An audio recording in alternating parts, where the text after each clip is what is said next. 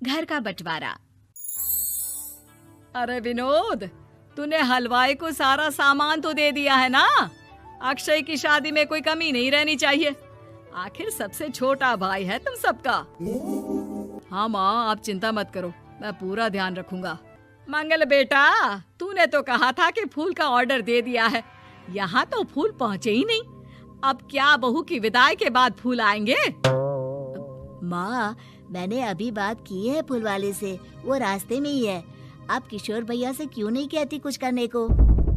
किशोर पहले ही मेरे बताए काम कर रहा है। पास के सभी रिश्तेदारों और मोहल्ले वालों को कार्ड वही तो देकर आया था। रिसेप्शन के लिए हॉल भी उसी ने बुक किया था। टेंट कुर्सी वालों को भी तो वही देख रहा है। पर कई मोहल्ले वाले तो हमारे भरे पूरे परिवार से जलते भी हैं। उन्हें बुलाने की क्या जरूरत थी? बेटा, शादी ब्याह में तो बुलाना ही पड़ता है, नहीं तो लोग क्या कहेंगे।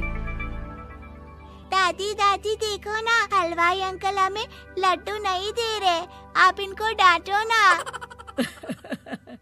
अरे चैन सुख दे देना बच्चों को लड्डू, क्यों तंग कर रहा है इन्हें? बीबी जी, मैं कहाँ मना कर रहा हूँ, लेकिन लड्डू बनते ही ये बच्चे उठा उठा कर खा लेते हैं। अरे मैं तो इन्हें थाल में रख के परोस भी नहीं पा रहा। भागो, अब कोल्ड ड्रिंक पीने चलते हैं। भागो भागो, अब कोल्ड ड्रिंक पीने चलते हैं। जैसे कि आप देख रहे हैं, आज इस घर के सबसे छोटे बेटे अक्षय की शादी है। घर में बहुत चहल पहल है। कुलभूषण की बीवी कमला को फुर्सत ही नहीं है कामों से, लेकिन कुलभूषण और घर के बाकी लोग कहाँ हैं? आइए देखते हैं। अजी, आप यहाँ आराम से बैठकर गाने सुन रहे हो और घर में अभी तक इतने काम बचे हैं करने को। अरे भाई, मेरे सबसे छोटे बेटे की शादी है, इसके बाद तो मैं अब चिंता मुक्त हो ही जाऊंगा। और फिर घर में तुम हो, बेटे बहुएं हैं, तुम लोगों के होते हुए मैं क्यों काम करूं? मैं तो शान से बेटे की शादी में जाऊंगा तैयार होकर। अरे ठीक है, अब आप आराम ही कीजिए। एक बार अभिषेक की बीवी आ जाए, फिर मैं भी आराम करूंगी और मेरी चारों बहुएं पूरे घर की जिम्मेदारियां संभाल लेगी। इतना कहकर कमला वापस अपने काम में लग जाती है। बेटा भी, तू अब तक तैयार नहीं हुआ? किससे बात कर रहा है फोन पर? तैयार कैसे हूँ? सैलून जाने से तो आपने मना किया है, क्योंकि मुझे हल्दी लग चुकी है। भाभीयों को देखो, सुबह से पार्लर में है। अक्षय की शादी हो जाती है और नंदिता बहू बनकर घर आ जाती है, लेकिन इस घर की खुशियों को मानो किसी की नजर लग गई थी। नंदिता के आने के बाद आए दिन घर की शांति भंग होती रहती। अपने माँ बाप की इकलौती बेटी को इतने बड़े परिवार की जिम्मेदारियां कहाँ संभालनी थी। अभी देखो ना, मेरे हाथों की मेहंदी भी अभी नहीं उतरी है और तुम्हारी मम्मी ने मुझे घर के कामों में लगा दिया। मैंने सोचा था कि घर की सबसे छोटी बहू होने के कारण मुझे सब पलकों पर बिठा के रखेंगे, पर यहाँ तो पलक झपकने की भी फुर्सत नहीं मिलती। देखो नंदू, शादी के पहले ही मेरे घर वालों ने तुम्हें और तुम्हारे पेरेंट्स को बता दिया था कि मैं जॉइंट फैमिली में रहता हूँ, तो फिर अब ये शिकायत क्यों? और फिर तुमसे पहले मेरी भाभी भी तो आई थी शादी करके, उन्होंने तो कभी कुछ नहीं कहा। नंदिता तब तो चुप हो जाती है, लेकिन ऐसा बहुत दिनों तक नहीं चलता।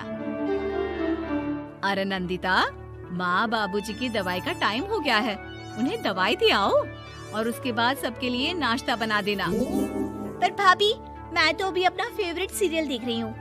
प्लीज मेरी जगह आप कर लो ना ये काम।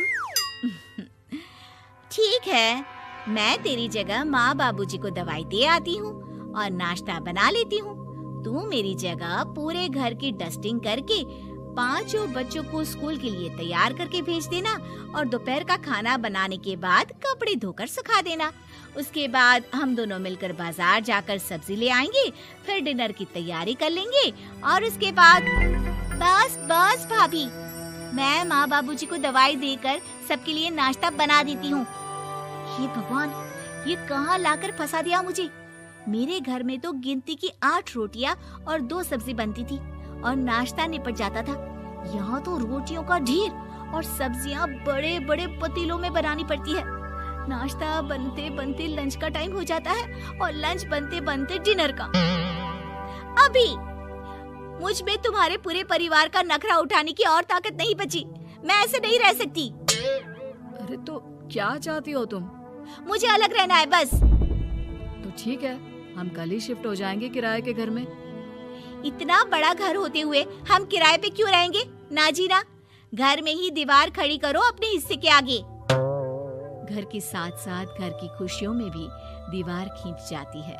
ऐसे ही कई महीने बीत जाते हैं और नंदिता माँ बन जाती है। बच्चे के आने से अभिषेक के कंधों पर खर्चों का बोझ आ पड़ता है। अभिषेक का बोझ कम करने के लिए नंदिता भी पार्ट टाइम जॉब कर लेती है, लेकिन इससे उसके सर पर नौकरी, घर और बच्चे की जिम्मेदारी बढ़ जाती है। नंदिता, ये क्या है? तुमने घर भी ठीक से साफ नहीं किया, ना ही मेरे कपड़े धुले हैं। चिंटू के बाल भी कटवाने जाना था, देखो उसके बाल कितने बढ़ गए हैं। अरे करती क्या हो पूरा दिन तुम? मैं करती क्या हूँ? तुम्हारा नाश्ता और लंच बनाने के बाद चिंटू को डे केयर सेंटर पर छोड़ कर आती हूँ, फिर खुद ऑफिस जाती हूँ। पूरा दिन काम करके आने के बाद बिना आराम किए बाजार से सब्जियाँ लेकर आती हूँ, घर आकर खाना बनाती हूँ, चिंटू को देखती हूँ और क्या करूँ मैं? तो किसने कहा था अपने सर पर इतने काम लेने को? मत जाओ ऑफिस। ऑफिस जाए बिना घर के खर्चे कहाँ से पूरे होंगे? चिंटू की डे केयर का खर्च, उसके लिए बेबी फूड का खर्च, प्रेस वाले का खर्च, ये सब तुम्हारी सैलरी से होता नहीं है।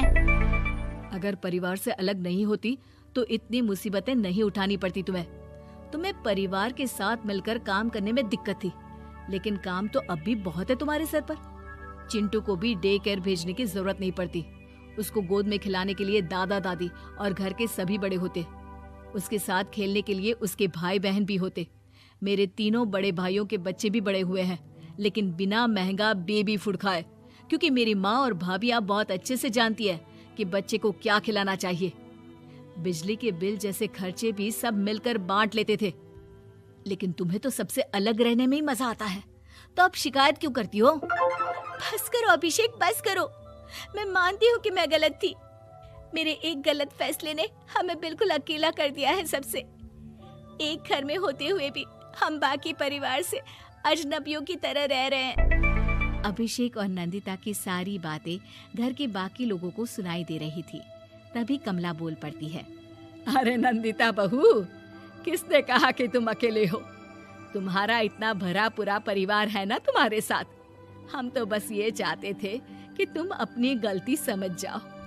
अगर हम तुम्हें समझाते तो शायद तुम ना समझती, लेकिन अपनी गलती का एहसास तुम्हें खुद हो गया है, तो अब तुम समझ चुकी हो परिवार में एक साथ रहने का मोल क्या होता है। मम्मी जी, मुझे माफ कर दीजिए, अब ऐसा दोबारा कभी नहीं होगा। अरे माफी बाद में, पहले मेरा पोता जरा मेरी गोद में तो दे, और तू जाकर सबके लिए चाय बना ला।